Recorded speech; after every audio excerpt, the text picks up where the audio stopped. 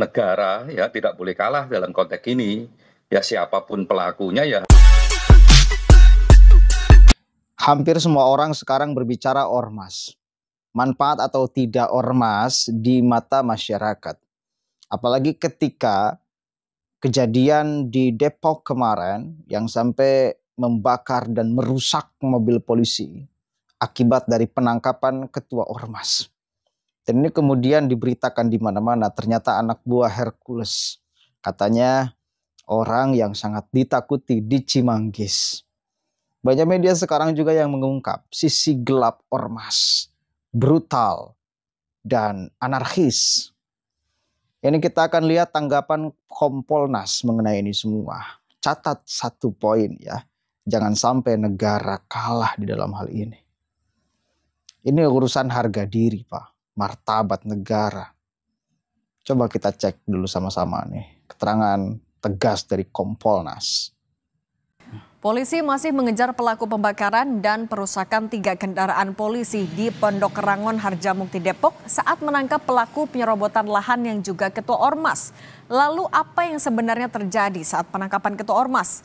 Kita berbincang dengan Komisioner Kompolnas Hoirul Anam. Pak Anam, selamat petang. Selamat petang Mbak Cindy, apa kabar? Baik, alhamdulillah. Pak Anam, sebenarnya apa yang terjadi sampai kericuhan yang berujung pembakaran itu bisa terjadi di kemarin saat penangkapan TS? Iya, yang pertama-tama memang kasus ini basisnya adalah soal lahan ya. Pihak PT melakukan pemagaran dan sebagainya. Lah ketika pemagaran itulah pada beberapa waktu yang lalu cukup lama, terus ada perlawanan, ada penembakan dengan airsoft gun ke eskalatornya dan itu pecah kaca dan mengenai sopirnya dan melaporkan kepada polisi. Nah, oleh polisi ditindaklanjutin, terus habis itu diidentifikasi yang melakukan penembakan orangnya di mana, tahu tempatnya, terus ada perintah penangkapan dan ditangkap.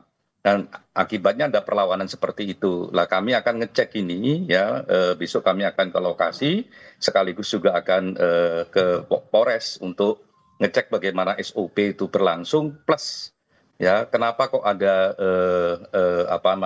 perlawanan seperti itu. Kalau memang ini adalah aksi-aksi yang berbau kekerasan, ya saya kira ya negara ya tidak boleh kalah dalam konteks ini.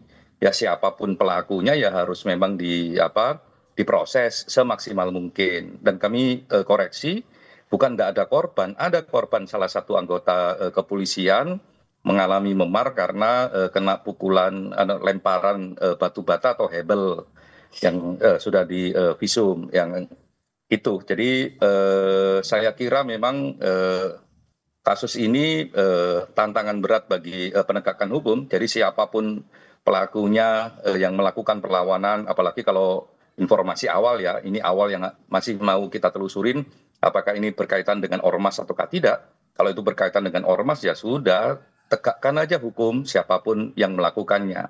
Saya kira ini kebutuhan kita bersama. Di samping memang kami akan juga ngecek soal SOP.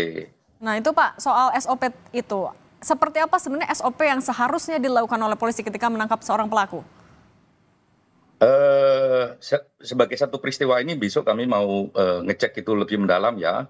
Tapi kan SOP ini biasanya begini, satu eskalasinya kayak apa, ancamannya kayak apa, anggota yang dibawa bagaimana, kapan waktu yang paling aman untuk melakukan penangkapan atau penggeledahan. Lah biasanya begitu. Lah kalau lihat eskalasinya kayak begini, terus jumlah mobil atau jumlah anggota yang juga ikut serta, sepertinya polisi memang sudah menduga eskalasinya akan gede. Cuman memang yang nggak terduga adalah aksi pembakaran mobil ini. Syukur nggak ada korban nyawa ya. Kalau ada korban nyawa ini problemnya semakin serius. Saya kira siapapun lah yang memang berhadapan dengan hukum janganlah melakukan kekerasan ya. Anda semuanya punya hak untuk melakukan pembelaan. Gunakan pembelaan Anda sebaik-baiknya, tidak melakukan pengerusakan. Lah ketika melakukan pengerusakan seperti ini, apalagi dalam upaya penegakan hukum, hukumannya lebih berat daripada yang lain. Saya kira ini problem kita ya, problem kita semua. Dan sekali lagi negara nggak boleh kalah oleh aksi-aksi kekerasan oleh siapapun. Nah itu Pak Anam, agar tidak Apalagi kalah juga oleh aksi apapun. Apa yang seharusnya dilakukan juga oleh polisi dalam penanganan selanjutnya, penyelidikan selanjutnya apabila memang yang sedang diselidiki juga ada dugaan keterlibatan ormas atau tidak di situ?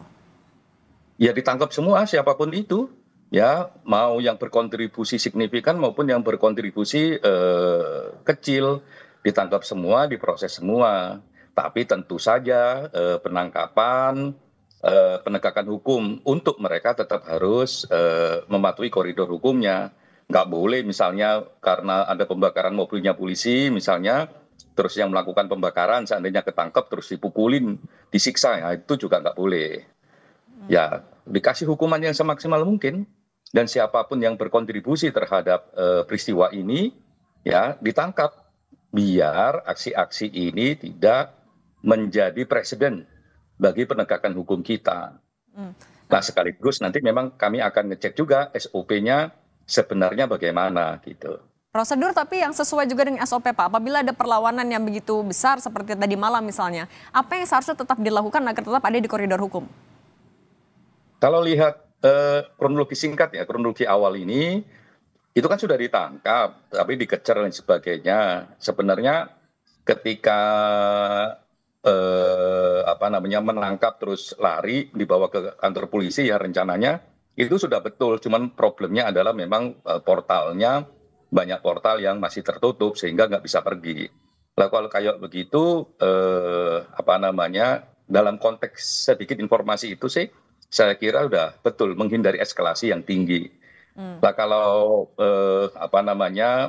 tidak lari misalnya, ya itu bisa jadi memang nggak menghindari eskalasi. Nah, Saya kira dari informasi sementara tadi Pak Anam sudah ada pelaku pembakaran dan perusakan yang ditangkap ataupun juga diperiksa? salah satunya TS itu yang sekarang ditahan di Mapores. Gitu, dan saya himbau kepada seluruh masyarakat hormati penegakan hukum ini. Jangan terus karena TS ada di kantor polisi terus siapapun yang mendukung TS yang melakukan pembakaran datang ke Mapores misalnya, lah itu eskalasinya semakin tinggi, ya problemnya semakin rumit. Saya kira semua pihak harus menjaga diri, dan kami menyuruhkan siapapun yang melakukan itu kalau menyerahkan diri akan lebih bagus, karena itu ada pengurangan hukuman dan sebagainya, sanksi dan sebagainya, daripada ditangkap ya hukumannya akan sangat berat. Tapi kami juga sekaligus mengingatkan polisi kalau melakukan penangkapan terhadap mereka yang melakukan pengerusakan, pembakaran dan sebagainya, jangan sampai juga melakukan kekerasan atau bahkan melakukan pelanggaran hukum, penyiksaan dan sebagainya. Oke, saya sepakat. Sikat semuanya Pak. Kenapa? Agar tidak dianggap tindakan-tindakan seperti ini adalah tindakan-tindakan benar. Kalau tidak ditindak secara serius, ya, padahal melakukan aksi-aksi yang sangat brutal dan anarkis, maka ini boleh jadi ditiru di tempat yang lain. Nggak bisa Pak. Mobil polisi itu urusan harga diri negara. Menyangkut itu. Kan aneh. Kenapa sampai bisa penangkapan ketua ormas sebrutal itu? Nah, ini kan menegaskan bahwa ya mereka berpotensi melakukan hal-hal seperti itu bahkan kepada yang bukan polisi. Kepada polisi aja seperti itu, apalagi kepada yang bukan polisi. Itu aja logikanya. Betapa akan berani mereka melakukan hal-hal yang mungkin bahkan lebih jauh daripada itu. Kepada yang bukan polisi. Kepada polisi beraninya seperti itu Pak. Lah pertanyaan kita, apa yang menyebabkan keberanian itu tumbuh dari anggota ormas, ketua ormas? Apa coba? Pasti dong ada penyebabnya. Ada alasannya. Pasti. Kenapa kok bisa sepede ini gitu loh. Nah, ini saya kira kesalahan juga dari para politisi kita, para pemimpin-pemimpin kita, yang seringkali mengakomodir mereka di dalam kegiatan-kegiatan politik. Sehingga Nah, mereka bisa melakukan apapun karena pada akhirnya ada yang membackingi. Begitu. Ya. Diam, Ayah lagi ngonten. Mau apa? Mau apa? Itu lihat, coba lihat HP-nya. Coba lihat HP mana HP-nya. Kenapa mati? Bisa error. Enggak error kok. Di sana, di bawah. Saya. Bentar. Udah di sana di bawah ya. Mohon maaf, ada juragan barusan. Siapa yang tidak kalah sama anak? KDM aja kalau anaknya datang sedang pidato, Pak, stop dulu. Begitu, kembali lagi kepada tema ya, bahwa pertanyaan kita, kenapa mereka bisa seberani itu? Kenapa? Apakah karena merasa punya pasukan, atau merasa bahwa banyak di tubuh pemerintah yang dekat dengan mereka, sehingga mungkinlah nantinya juga bakal ABCD apa itu segala macam. Nah, circle ini mesti diputus, saya kira.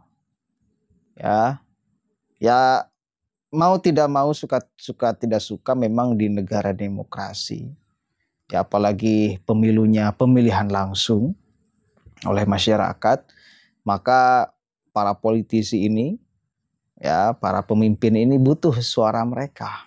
Begitu ya, saya kira itu.